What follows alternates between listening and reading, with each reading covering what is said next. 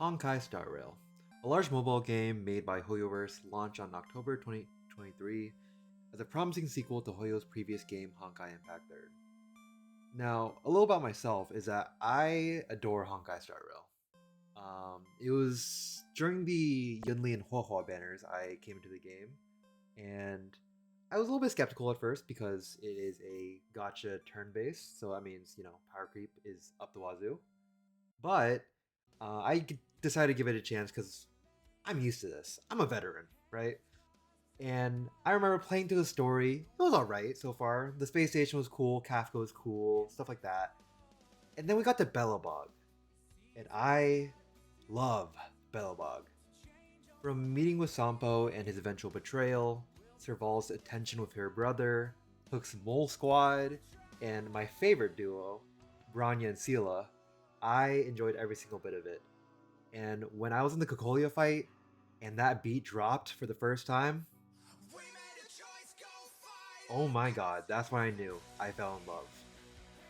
And it all just began to snowball from there, from traveling with Don Hung, finding about his roots in the Lafu, or finding out that my favorite character was actually Sam in Penacony, to going through the agonizing journey that is the entirety of Finon's life.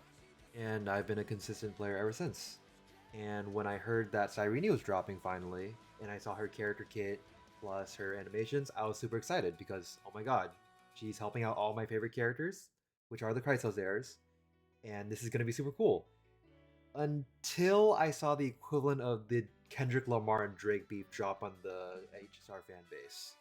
And I'm just like, what is going on? She sounds amazing. And people are arguing left and right whether she's good or not, how many cycles it'll take to even get her ult, to the eventual birth of Lyrene. And that's why I knew this community is actually cooked. And that's when I thought to myself, why does the community keep shooting itself in the foot? I have seen so many characters that have become one of the best supports, DPSs, or sustains in the game get Doomposted to hell right before they release. And we can start off with one of my favorite characters, Finon of ID Zelicii. Now, he was actually modeled after a popular character named Kevin in Honkai Impact Third, so he had a lot to live up to.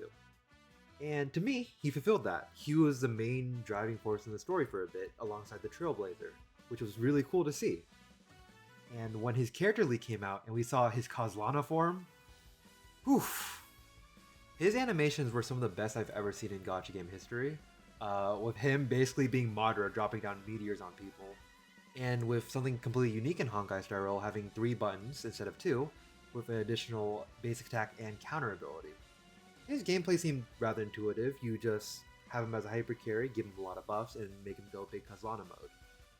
And I thought he seemed amazing on paper, but apparently the entirety of Reddit did not believe the same. You see, at the same time Kozlana was coming out, there was also a character named Archer coming out from the Fate collab. Now, Archer's calcs were very, very good. In an optimized situation, Archer was actually coming out to be the best DPS in the game, outdoing Saber, Casters, and Finon. But did you just catch what I just said? Optimized situations. This means the optimal relic quality and sets, DDD spamming, and going sustainless in certain runs. Now, the 2 current best DPSs in the game at the time, Finon and Castris, had a little bit of a problem. Castris literally needed a sustain to work, and Finon's kit was already worked around being sustainless because he is the only one on the field during his ult time. Now keep in mind, these 2 didn't even have their best in slot supports yet. We will get to her later though. But for now, let's stick to Finon. Now, Finon's kit was described by the player base as clunky and flawed, because of the difficulty to be optimized with his teammates being locked away during his ult, making it difficult to zero cycle. Now, for those who don't know, zero cycling means doing the Memory of Chaos in 0 out of the 10 cycles it allows you to get the full stars. So now that you've heard what it means, you can understand how unnecessary it is to zero cycle, considering you get the same rewards you would at 10 cycles as you would 0 cycle. So with Finon's combat burning the action value a lot, it made it difficult to 0 cycle. But with his high damage output and the team protector mechanic he has, clearing within 2 or 3 cycles didn't pose that much of an issue for him. And the public opinion on him afterwards changed drastically, shifting from a slow DPS to a consistent and dominant force with his new teammates. And I don't like resorting to this, but the People's Lord and Savior, Pridewin, agrees with this as well, with Finon being one of the best DPSs despite the Doom posters saying otherwise. Meanwhile, Archer, with his lack of ease and also the lack of new teammates, got bumped down. But enough of that, let's move on to the reason why you probably clicked this video, Cyrene. And where do I even start? Now, Cyrene is a support made to help out every Crisis Heir with her buffs helping them out in different ways. And I had a good chunk of the Euphoria's cast, so she was a godsend. I was super excited for her, and I was wondering what set she needed, and materials, so I opened up Reddit to find that. And that was my first mistake. Of course. This would be a romantic allegory like none that has been told before. You think so too? So many memes of her being tier 5, taking around 33,550,336 cycles to reach her ult, and goddamn is she just the worst character to ever come out to these people. So let's start from the beginning. Cyrene is a remembered support in HSR, with her main gimmick being gathering recollection points to begin her big buffs to her fellow Crisis heirs. But the downside was the time it took to get those recollection points. And that's the first problem people had with her, was how long it took to ult, which was bad for people who wanted to zero cycle.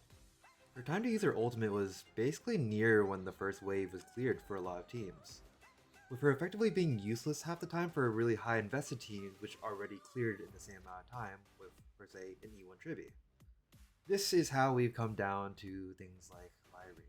But something strange happened when Cyrene actually came out. She was a lot better than the player base thought she was. You see, when you look at normal runs with Cyrene being used compared to even Tribby on teams with Chrysos heirs, you would see that she does better than E1 Tribby, which is strange how people are calling her a tier 5 support. And so people start grasping at straws. When people come up with the argument that she needs a lot of Chrysos heirs to function, I would say any casual player that has played for the last year would have either multiple, considering we have one free Dan Heng, as well as the entirety of this version being almost completely Chrysos heirs except Madame Herda. And even on her best team, she has a Chrysos heir in an Axa.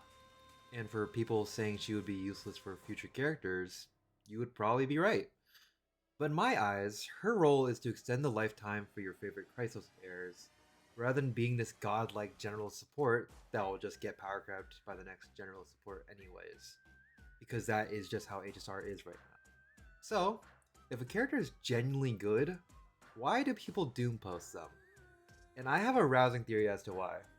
When I was down on my luck and lost my last 50-50 to Linksha, I turned to Reddit to look for things about how unnecessary she was for the break team and how Gallagher was just fine and how Linksha was a side grade or at most a slight upgrade.